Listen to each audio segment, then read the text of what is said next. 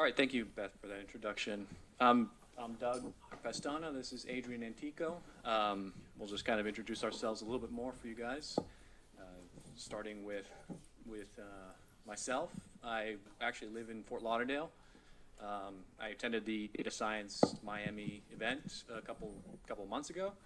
It was a really great event, a lot of good speakers. It was a packed house, 2-day session with workshops and everything like that. So that's kind of why I'm here now in Dallas, is to kind of get to know new people, network, and also kind of bring my talk that I had at Miami, bring it here.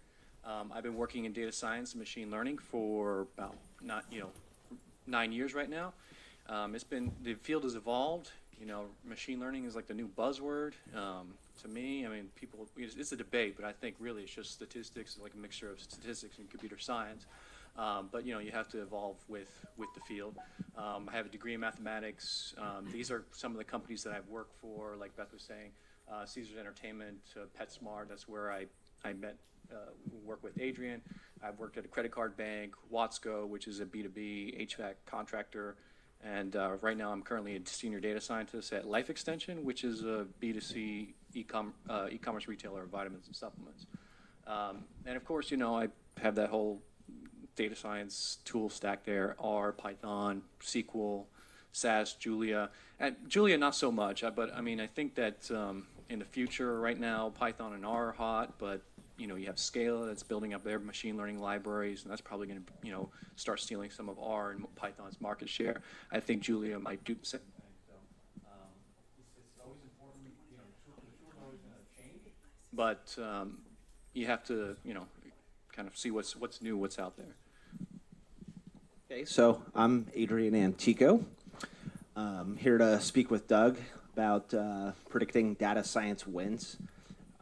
I've had a lot of people say that I should talk a little more vocally about my experiences. So I've actually been a part of 5 data science team startups. And actually at Machine Zone, that itself was a startup in its own right. So I wanted to share some of the experiences that I've had in starting these teams up, some of the pros, some of the cons, some of the pitfalls. Like Doug, I utilize R, Python. I use H2O, TensorFlow, SQL, SAS. And really, throughout all of my jobs, there's a lot of analysis, there's forecasting, modeling, simulation, optimization, and even more recently, product development and even software design. All right, so yeah, like Adrian was saying, the title of our talk is predicting or building a model to predict data science wins. One of the problems is right now we have data science is called the sexiest job of the 21st century. You have a lot of companies that are trying to build up their data science and analytics teams. Some companies are a little bit more mature, where they've had it for many years. But I would say there's just been a rush right now of just hiring data science talent, people building up their teams from scratch. So one thing that I've seen Adrian say is, why even hire a data science team in the first place? What return are you really going to get out of it? There are some pretty alarming statistics. I actually do see some problems with the field, and I hope that kind of course corrects pretty soon, because I, like all the rest of you, I want the demand for data science to keep going up. I want our salaries and bonuses to keep going up. But if we're not delivering on that, then it's not going to. Data science will start to become cut. One thing is that Gartner did a study like a couple months ago, and they estimated that 60% of big data projects fail. And then later on, they revised that estimate and said actually it's more close to like 85%. Okay, so why should we hire a data science team? Rexer Analytics had a survey of data scientists, and they found out that only 13% of data scientists always put their machine learning models in production. I mean, it's not, obviously the key word there is always. So there might be a handful of them that sometimes put it into production, but still that number is really, really low. Why aren't more machine learning models being put into production? That's actually been a challenge in data science the past few years. You've got this model. And how do you do it? What do you do with it? How do you put it into production and have it for consumption by the business? And then there was an article in CIO Dive where all these studies are all different, but basically only 8% of company leadership reported being satisfied with the results of their data science team, or their big data and analytics projects. So you have to ask the question: why should we hire you guys? Why hire a data scientist? Just because it's sexy? It's the sexiest job of the 21st century? That's just hype. So the other thing is, data scientists have been doing this for a while. I think some of them do actually see the warning signs. They're just not really vocal about it. This is a poll from Katie Nuggets back in November 2017, and it shows that they're not even optimistic about the future of the field. You have about 40% of data scientists think that the peak demand for data science is going to be within 1 to 6 years, and most of them believe it's going to happen in 4 to 6 years. Which is not going to be. It's right around the corner. 4 years goes by like that. So, have a large segment of the data science community just say, it's going to reach peak demand. And, we know the value of what data science provides. So why should there be peak demand? Why can't we see peak demand in 10 years, So I think these projections can be extended if the data science community course corrects. And that's what we're going to kind of go into, see, how can you do that? One thing that I've heard a lot of talks on is that now CEOs are going to start wanting to see the value of mature data science teams. Those data science teams that are getting built up right now, this is brand new. They're just they're test driving it, seeing what's going on. But for ones that are a little bit more mature, they're going to start wanting to see an ROI. They're going to say, we're paying these guys 6-figure salaries. It was called the sexiest job of the 21st century. What are we getting out of this? So most importantly, your model or your data product needs to be able to solve a problem, and it can't always be about the topic of the day, the issues of the day, like a couple of questions. You have to be able to build a model and a data product to be consumed by the business, and it needs to be able to make money if you're in a corporate setting. I think the majority of data scientists are employed in a corporate setting, so the most important thing there is that these models are contributing to the company's gross profit. You can't just necessarily build models, can't just build like a TensorFlow deep learning model just because it's trendy. You have to be able to put it into production. It has to be used. You can't just start building models out of scikit-learn because, it's just the trendy thing to do right now. There has to be a way of putting that in production. So most importantly, I'm pretty sure a lot of you already do that, but if you build a model, it has to go somewhere. And you have to have a plan for putting it in production. And then after the fact, tracking its performance on the back end to make sure that it is actually, producing gains, is producing revenue for your company. There's a analytics recruiting firm called Birchworks. Maybe some of you have been approached by them. But Linda Birch, she's the managing director of Birchworks, and she put out an article about what were her 2018 predictions for data science. And one of them is that now the hype is like, full steam right now. So companies are wondering, she said, what they're really getting for their money. So she said, expect more shakeups in data science teams if they can't show their ROI and they can't prove their work. So this is going to be very important in the next coming years for machine learning. Okay, so we're still in a pretty high peak demand right now. So I'm sure everyone here is getting contacted 3 times a day by all the LinkedIn recruiters asking if you can come help a company solve their data science problem. So you engage with them and you get on the phone with the hiring manager and you ask the important questions to figure out if you can help them solve a problem. Unfortunately, I'm seeing a predominance of companies that are just building these teams incorrectly. There was one company in particular that reached out to me and said, well, we gave our data science team a try for 1 year.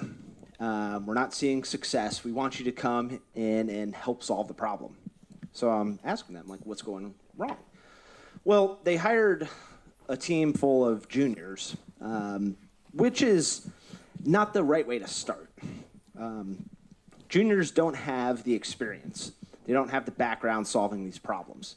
They're still learning themselves, but the businesses are relying on them to solve all these problems. So my advice would be is to start off by hiring some experienced data scientists and then building out the team with juniors below them after the fact. So the team of juniors reported to a director of risk management. Now, this lady had worked hard in her organization, got offered promotions for working hard and doing a good job. So they thought it would be a good idea to have her head up the data science team.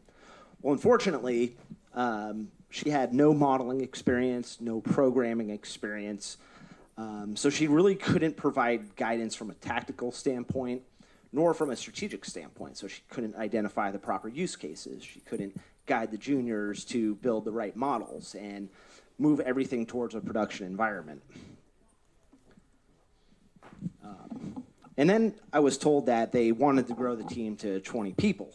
Well, I guess at the pace they were going, they really did need 20 juniors to try to get some results. Really, they could have started off with 3 experienced data scientists, maybe 5, and cut their budget payroll in half and started achieving milestones and successes and building the team's credibility. And when you have success, you get more opportunity, you get a bigger budget, and you can start bringing on some more individuals to help grow the team and make more impact. One of the other disturbing things was the comment that I received of all the rising stars here work 60-plus hours weeks. Unfortunately, with data science, there's a lot to learn. You have to spend nights and weekends staying on top of new methods, new use cases. You got to learn new languages. So if you're working 60 hours a week, it's really challenging for you to develop yourself. So it's going to be really tough to attract good candidates that you want to bring in the pipeline and help solve your problems. So they wanted to bring me on, basically, to really just speed up the modeling tasks. They didn't want to address any of their bigger problems about their strategy on why they developed the team, the use cases they wanted to hit. They just wanted to bring it on team, grow it, and hope that they would get results.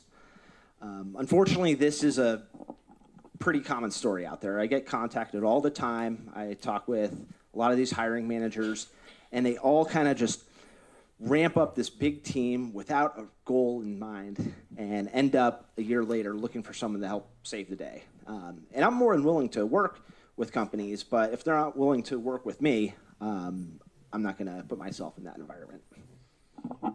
Kind of add on to what Adrian's been saying, I've seen it a lot too, being contacted by a recruiter and then speaking with the hiring manager, and it's usually just like the person, not all of them are not qualified, but there's actually a lot of them that are just like don't have that data science and programming experience, and they're the ones leading the team. So don't make the assumption that just because somebody's building out a brand new data science team that they actually have a vision for where they want to go.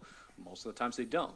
So that actually gives you an opportunity during, when you're speaking with a recruiter or a hiring manager to kind of give some input into where that data science team should go. Tell them what your vision is for it. Because a lot of times they're just directionless. They have no vision. They don't know where they're going to go. And then it just happens that they build a wrong team. Sometimes they want to hire the data scientist before they've hired the data engineer. So you're the one doing all the data pipelining and, building the data platform. It's like, well, no, you should probably hire the engineer first. Okay, so my advice to senior leaders is to stop hiring the wrong leaders. And there's a lot of wrong types for a data science team. I assume you guys have some experiences with this, but there's 3 in particular that are not so obvious that I want to address and why they're not necessarily ready for a leadership role in data science. So we have the software engineer that has only a little bit of data science experience. You have the MBA who is maybe a little bit familiar with data science. And then you have the data scientist with insufficient experience. So why do I think they're not the right leaders for data science teams? Well, part of becoming a data scientist is exploring. You have to learn about all the new methodologies, and you have to try out various things on these use cases. But if you bring in someone that has experience, they're going to have a baseline to roll and start from. So they're going to be able to identify use cases that they know they can hit, and they're going to have a solid baseline framework that they can deploy quickly. And then they can use their team to explore better solutions. But with the software engineer, they don't know what type of modeling frameworks to use, what has been successful in the past. So projects end up taking much longer. The results aren't quite there. And it's a pretty stressful thing when you can't deliver on the results. So what ends up happening is over time, the use cases they start identifying are more traditional BI projects in nature because they're easier to win on. You start going after only insights-only solutions instead of high-impact models that you productionize. And some of the challenges with, say, like the data scientist that has insufficient experience is, a big one is difficult change management. We have to work with the business units, and if we want to get our models deployed, we need to make sure that they're a partner. And I've seen it time and time again where data scientists really just want to own the solution entirely because it's something that they can be proud of, right? But you're more likely to get a project to succeed if you have the business leaders and partners working with you on the solution.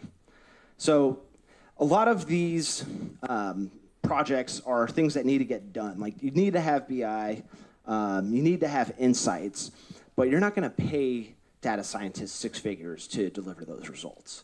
So you really want to bring in somebody that has delivered use cases in the past successfully. They're not eager to continue to explore endlessly. They're more about exploiting their frameworks that they know they have been successful with in the past. Yeah, back to also one of Adrian's points here about, once the data science team has been worked on and they're going to focus on those BI type projects or insights only projects, and I actually had this, this kind of debate on LinkedIn that, if you're a data scientist, maybe insights aren't enough anymore. Maybe that's because, insights are good. Insights insights are actually, important for any company, but what value do they generate? Can you actually go to any of your senior managers or the CEOs and say, my insights generated X dollars in gross profit or Y dollars in savings, And most of the time they don't. I mean, most of the time you don't have that answer unless you have a really strict policy of being able to measure the cost savings or revenue gains by an insight or a recommendation that you provided with your data. There are exceptions, right? In Six Sigma, for example, I had a gentleman on LinkedIn point this out, that in Six Sigma, the whole point of it is that you are generating insights to improve a process. And when you improve a process, there's obviously cost savings as a result of that. So that's tangible value. That's value that CEOs understand. The other thing is not every data scientist is employed in a corporate setting. So it doesn't always have to be a money maker. It doesn't always have to be a profit maker. Things, data scientists being employed in biology fields or research, that's an entirely different thing. So there are exceptions, but most of the time you just can't use data science to derive insights anymore. That's not what they pay you a high salary for. Then when they start evaluating why did we hire a data science team, they're not like, oh, we got all these juicy insights out of them, so let's pay them even more. It's not enough if you can't measure it.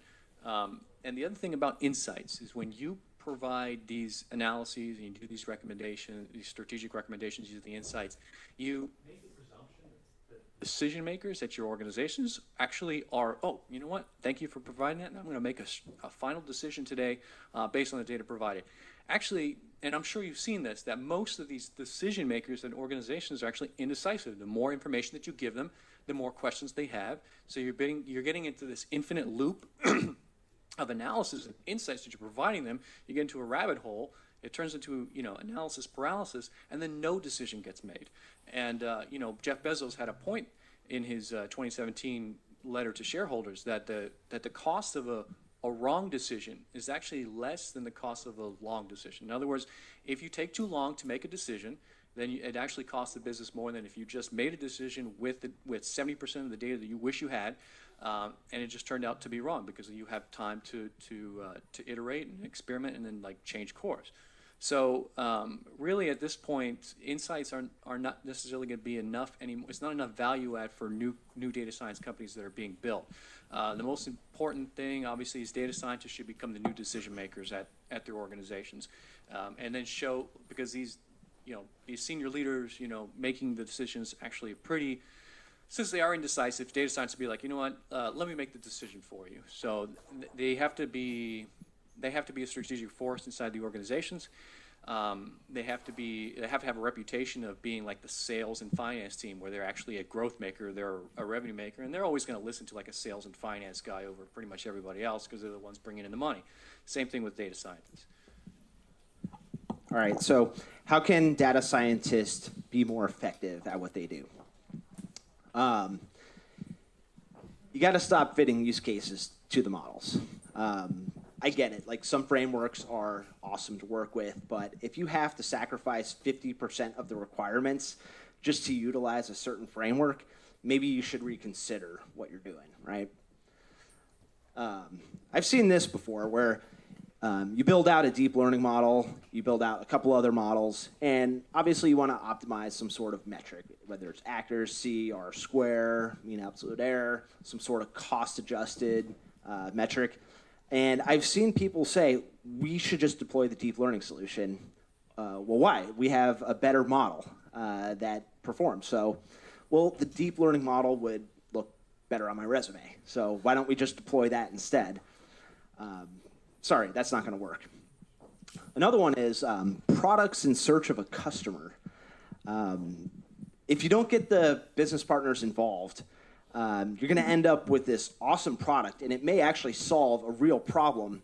But if the businesses don't want to use it, all you've done is built a product that has no customer. So get people involved early on in the process. This happens a lot on BI teams, where the whole job of a business intelligence analyst is basically creating reports in Tableau or Power BI, MicroStrategy, and that kind of thing. So they go and they saturate their company with BI reports and things like that, and nobody uses them. You look at the stats and the logins of people, of who's using those BI dashboards, and they're like, nobody uses it, because what they did is they just built a product and then they look for the customers, like, would you want to use this? Is going to help your job, rather than just say, sit with the business unit first, like, what can we build for you that's going to work? Yeah, so online learning, because it's cool. I actually built a price elasticity model back in the day and identified some pretty nice features. Had to do some tricky engineering on that. But we didn't have another set in the pipeline yet, but it would have significantly improved the model. So I had another team basically work on the optimization part of that, and they built that in, and it was great. And then we pass it over to an architect who decides to turn it into an online learning model. Because the VP thought that would be a pretty interesting use case. Well, the performance of the model dropped significantly. They were only looking at about 10,000 records at a time versus the 100 million that we had previously. And as a result, the model performance dropped significantly. But we went ahead and deployed it because now we're doing online learning. Makes no sense. And then the feature engineering versus model exploration. I've seen people spend like months exploring new models and new attempts at trying to come up with better accuracies from grid tuning and whatnot, when really feature engineering can solve most of those problems. And even back to the case of the deep learning versus winning model, I've seen a lot of people say that deep learning is a much more efficient framework because you don't have to do feature engineering. But then you end up spending 6 weeks trying out 50 architectures and nothing works, when a simple, solid 2 days of feature engineering would get you the biggest lift. Anything you want to add? No, we are going to go through the rest of the slides a little bit, but this is our concluding slide, and then we'll kind of go into some use cases where we've used data science. So I'm not going to come up here and like not practice what I preach is the thing, but the one thing is that if this is the model to predict data science wins. Essentially, you just want to have the continue the reputation. I mean, there's a lot of hype in the field right now, but just want to continue to make sure that there's substance behind that hype. I think there is. I'm not a data scientist if I didn't think there was. I'm not a data scientist. I don't think it brings value to the organization. It does. There's a lot of people just kind of like, just adding to the hype and not bringing anything else. So be production focused, data product focused, and ROI focused. Make sure that when you are working in some type of data science capacity, that you have a model that you can put into production for consumption by the business, that you've worked with the business units to find out, will this be helpful? And also, can you track its ROI? Otherwise, it's just out there in the ether, and you can't really see anything else. And then, per Adrian's point there, it's harder said than done. Stop putting the wrong people in charge of leading data science teams if they don't have the experience in data science. And if they can't lead, they can't make decisions, step in and make those decisions for them. And then again, they should have the reputation of being a revenue generating department like sales and finance, not the insight generating department. They hired you as data scientists, not data analysts. Analysts are the ones that really create the insights. Data scientists is that extra step. They're the ones applying machine learning and statistical algorithms. That's what sets us apart from an analyst. Yeah, so stop cool chasing, like some of Adrian's say, when don't. When a minimally adequate model works, don't try to overcomplicate it, because you're going to be building more than one model, and you have to maintain all of those. Start applying the techniques that you have learned instead of just keep learning's important, but at some point you have to apply it. And some of these online boot camps, they're great, but you have to understand something. A lot of them are just teaching you programming fundamentals. A lot of them some people that are building the courses don't necessarily have the applied experience, and they want you on those platforms as long as possible. Things like DataCamp, pay $25 a month. Always take these courses. They make these long courses for 9 hours. It's like who has 9 hours to take one course? We're all busy, but they want you. They want to keep churning out all these useless courses because they need you on that platform. That's how they make money. So stop taking the pointless ones and start the ones that have value and start applying it. And then of course one thing is data scientists need to start making the decisions for some of these indecisive leaders that we have in charge. Quick thing. I think we got another two minutes or something like that.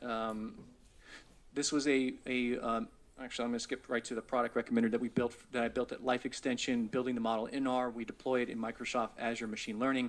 The whole point of it really is just to increase customer marketing personalization, that every customer is getting their own different product recommendations, kind of like the Netflix model, Spotify. So that's what this is.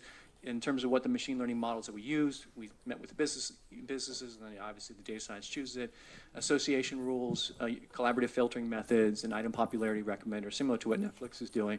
And what this ended up doing, we tested it 3 times, and on the first trial, we got a 57% higher average order value. Second trial, the product recommender had an 81% higher average order value, and on trial number 3, it had a 15% higher average order value with a 5% higher response rate. What that actually translated to was about $54,000 in incremental gross profit for that company, for that single trial, which is a really small thing. Took me a week to do.